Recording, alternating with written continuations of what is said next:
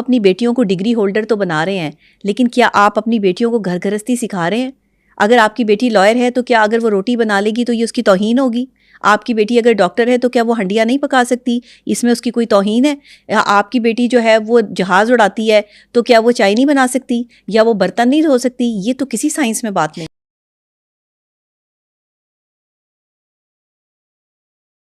ایک بیوی جو ہے وہ شوہر کا سہارا بن سکتی ہے, کوئی بڑی بات نہیں ہے. خواتین کا کام کر کے بھی مرد حضرات سے آپ کا لینا دینا ہی کوئی نہیں ہوگا. اگر آپ کے شوہر کو پسند نہیں ہے, گھر بیٹھے بھی آپ چھوٹا اسمال بزنس جو ہے وہ شروع کر سکتی ہیں.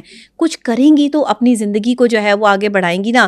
اگر تانے ہی دیتی رہیں گی اور شوہر آپ کو تانے ہی دیتا رہے گا تو زندگی تو تانوں میں گزر جائے گی. زندگی کے اگلے لمحے کا بھروسہ نہیں ہے. ان تانوں سے گریز کریں, ان تانوں سے پرہیز کریں. میاں بیوی ایک دوسرے کو تانے دینا چھوڑ دیں. یہ تانے دینے سے جو ہے وہ زندگیاں نہیں گزرتی. تانے دینے سے ایک دوسرے کے ریلیشن شپ میں ڈیمیج آ جاتا ہے, دراڑ آ جاتی ہے, اور اس دراڑ کو آپ کسی بھی سیمنٹ لگانے سے فل نہیں کر سکتے, کیونکہ ریلیشن شپ کی دراڑ میں سیمنٹ نہیں لگتا. یاد رکھیے گا, وہاں الفاظ کے زخم جو ہیں وہ کبھی نہیں بھرتے. تو اس لیے کوشش یہ کریں کہ الفاظ کے زخموں سے گریز کریں, کسی کے ذہن پر الفاظ کے زخم نہ لگائیں.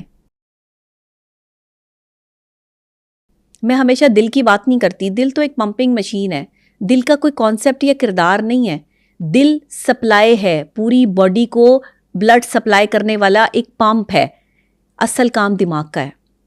دماغ سوچتا ہے, دماغ کرتا ہے, دماغ کو اچھا برا فیل ہوتا ہے, اور دماغ ہی آپ کو جو ہے وہ صحیح اور غلط کی جو ہے طرف لے کے جاتا ہے. دماغ ہی محبت کرواتا ہے اور دماغ ہی جو ہے وہ نفرت کی طرف راغب کرتا ہے. محبت دل سے نہیں ہوتی, دماغ سے ہوتی ہے. نہیں, دل تو پمپنگ مشین ہے. دل تو صرف شاعروں نے بنایا ہوا ہے. دل تو آپ کی کہانیوں میں ہے. دل کو اگر آپ کبھی دیکھیں تو خون کا ایک لوتھڑا ہے. دل دھڑک رہا ہے کیونکہ اس کے ارد گرد جو رگیں ہیں اس میں خون کی سرکولیشن ہو رہی ہے. دل میں جذبات نہیں ہیں, دماغ میں جذبات ہیں. دماغ اور دل کا بڑا زبردست کنیکٹ ہے. اگر یہاں پر جو ہے وہ خون کی ترسیل رک جائے تو دماغ جو ہے وہ کام کرنا چھوڑ دے گا. آپ کا پورا جسم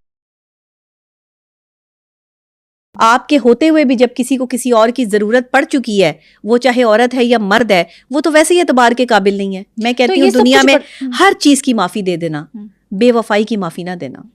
بے وفائی کی کوئی معافی نہیں ہے, لیکن بے وفا کو جو ہے وہ ایک چانس بندہ دے سکتا ہے.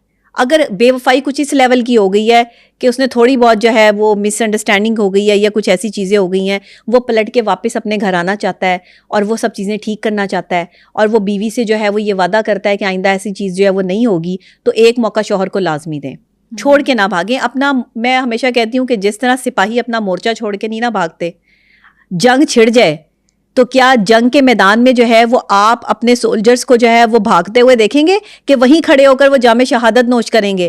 اسی طرح عورت ہے, آپ کا گھر آپ کا مورچہ ہے, نہیں چھوڑ کے جانا. اچھا, آپ سپاہی ہیں, آپ نے لڑنا ہے.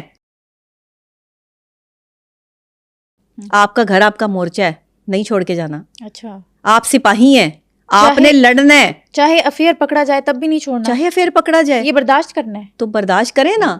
پھر کیا کریں گے؟ گھر توڑیں گے, بچوں کی زندگی برباد کریں گے, ان کا مستقبل برباد کریں گے. مرد نے تو کر لیا, مرد نے تو بے وفائی کر لی, یا عورت نے تو بے وفائی کر لی, اب آپ بھی کریں گے.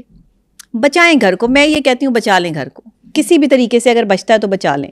جو چیزیں اگر آپ سے برداشت نہیں ہوتی تو آپ کی مرضی ہے, وہاں تو میں آ کے کسی کو مشورہ نہیں دیتی. جو چیزیں آپ برداشت نہیں کر سکتے اس پر آپ ڈیسیجن لے لیں.